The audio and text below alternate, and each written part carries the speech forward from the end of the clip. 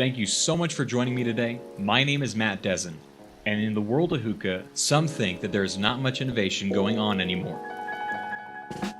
This is my review for the Relix Ring Bowl. This is going to be exclusive to hookahheroes.com, and it's time to finally answer the question that we've all been asking. Is it really a game changer?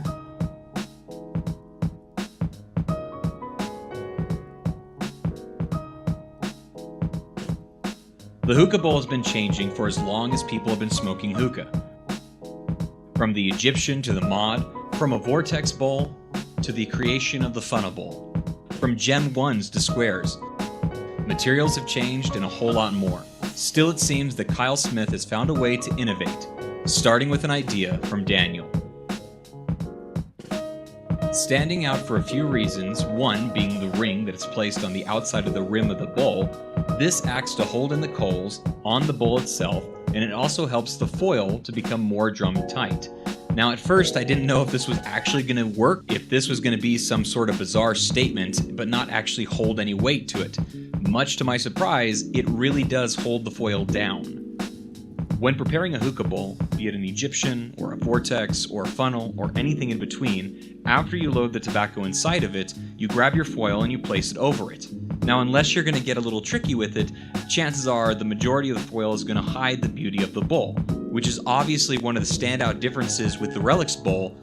It also hides the foil if you're deciding to only use foil in something like a Provost, which allows you to see the beauty of the bowl for the entire session if you choose not to use an HMD.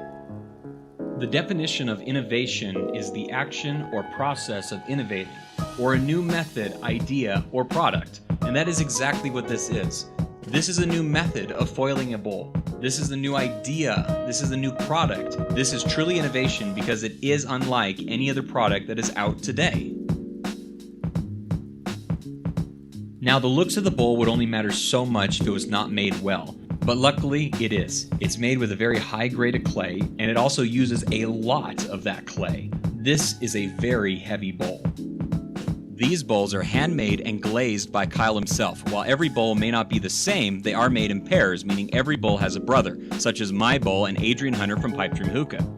Now, one of the standout features of these bowls is the muted color scheme that they have, and it makes it look like some sort of ancient artifact or a relic of some kind. In a world where there are many, many pretty bowls, this one truly stands out for a couple of different reasons, one being that muted color scheme. So this is a very heavy bowl. It actually weighs more than my Mason bowl. It even weighs more than my Stone Vortex bowl, with the ring on it, of course. And that is a lot of clay. The clay also helps to keep the top part of it hot and the lower part a lot cooler, meaning the heat is not escaping where the tobacco is actually at. This may mean that you have to use a little bit more heat than you're accustomed to start off your session. This is also a very shallow bowl. Now I would like it to be a little wider. Maybe the outside rim didn't have quite such a thick wall on it, though that's more of a personal preference. This is really good for dark leaf tobaccos or something like Tangiers. You're only going to be using 14 to 16 grams of tobacco, which is very nice, meaning that a fluff pack is going to maybe run you about 8 grams of tobacco. This bowl is definitely a tobacco saving bowl. Obviously, one of my biggest fears about this whole endeavor was that the ring would be easy to break. Luckily, it's very well made, it has a good weight to it, and it also seems like as long as you put an even amount of pressure on both sides when you're pushing it down, that should never be a worry. At this point, there is not a good replacement process. The bowl is still completely functional even if the ring were to break. Now when you foil it, there is a learning curve. I do have an entire video dedicated to the how-to of how to foil this bowl, so I highly recommend you checking that video out, obviously. But one of the things that can happen when you're first learning how to foil the bowl is you can tear the foil on the sides of it, meaning that you're going to have to refoil it again so that you're able to start smoking. Now, this is something that you learn how to fix over time, the more practice you put into it, but it should be noted that there is a small learning curve when you first start to use this bowl. This does also work very well with HMDs such as the Phoenix, or if you want to use foil and an apple on top Provost. Both of them I've used, both of them I've enjoyed, and also just going straight foil in 3 cubes, I've had some wonderful sessions.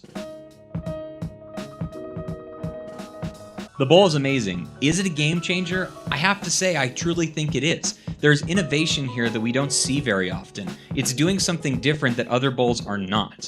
It's obvious that the ring is more than just a simple gimmick.